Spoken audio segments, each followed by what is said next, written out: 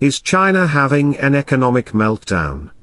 People have been talking about the coming sharp decline in China's growth for the past 22 years, but it didn't happen, as predicted. But, this time, in 2022, it does look like it's really happening. It's not a prediction, but what we see in the data published. China has had a remarkable growth, for more than 4 decades now, unparalleled in recorded history. We have seen in a different video how they achieved such a growth. Please check out our video titled, "How Did China Grow So Big?" China seems to have hit the perfect storm, for an economic stall, this time around. What appears even worse is, the consequences of these economic slowdown, can only spiral downward. China has been doing everything possible, since January 2020, the beginning of the pandemic, to prevent a sharp decline in their economy. The Chinese government has made massive spending in the hundreds of billions of dollars, resulting in heavy borrowing by the government. They have also encouraged their banks, to pour in liquidity, into the system. This had put many of their banks in serious jeopardy, with increasing NPA, or non-performing assets. It now looks like China is out of options, to stop the slide. On top of that, China's huge debt accumulated over the past 15 years, is coming to haunt them, as the due date is approaching, on some of the loans. While the world economic media, like the Wall Street Journal, Bloomberg, Financial Times, The Economic Times, etc., are exploring the fallout of China's economic downturn, on the global economic growth, we want to look at what's happening in China, and how the decrease in Chinese growth is becoming increasingly impossible to correct. We are interested in the fundamental structure of the Chinese economy, and not focus on the short-term ups and downs that are happening in China. The information and data used here are from several published sources, available in the public forum, including reports released by the Chinese government, international financial institutions, International Monetary Fund, global banking, and other reputed sources. The official data from China has been questioned by many analysts, including people closely connected to the Chinese financial system, even within their own political structure, as well as China experts based in Hong Kong, Singapore, Tokyo, New York, and London. Unlike most industrialized nations, data from China is not quite transparent. It is quite possible that the data from China is inflated and hides the full picture. Even the Chinese companies traded in the US stock exchanges, are not subject to the American oversight of their audits, as other companies do. We have given a range, when the data has differed, from one source to another. The first industry we'll look at is the real estate sector. According to JP Morgan's estimate, real estate sector directly contributes to about 15% of China's GDP, and about 25% of its GDP, if we include the upstream and downstream sectors, connected with real estate. One of the most talked about failures of the Chinese real estate firms in the second half of 2021, was Evergrande, as the debt it had accumulated was over $300 billion. However, there were other real estate firms, including Fantasia, MoMA, Kaiser, Shimao, etc., that suffered huge losses and defaults. The 3 red line policy proposed by Xi Jinping, to reduce speculative real estate buying by investors, dealt a huge blow to the sales of the properties. Some real estate developers were forced to demolish several buildings, due to alleged non-compliance of rules, leading to billions in losses.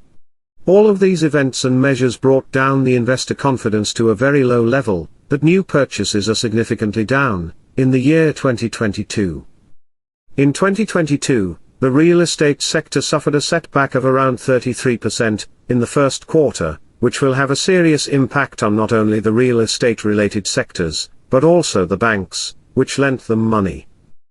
The Chinese government got spooked by this downturn, and have now gone back to the same push, to build residential and commercial buildings despite the lack of demand. Essentially, the current solution by China to a real estate bubble is to create an even bigger bubble. The banks have been asked to lend more, and the local governments are encouraged to build, with additional borrowings. We believe this approach is highly unsustainable, and will create an economic collapse, when the bubble bursts. Manufacturing in China, which accounts to 39% to 43% of China's GDP, has suffered a severe reduction in the year 2022. China's zero-tolerance strategy on COVID-19 outbreaks have caused severe lockdowns in major cities, like Shanghai, Shenzhen, and Beijing, apart from the manufacturing hubs like Changshan, Baishan, Guangzhou, etc. This policy resulted in keeping millions at home, shut factories, stores, and brought transportation to a halt. China is the manufacturing dynamo of the world. It manufactures the largest number of automobiles, apart from machinery, electrical equipment, computers, furniture, bedding, lighting, and plastics.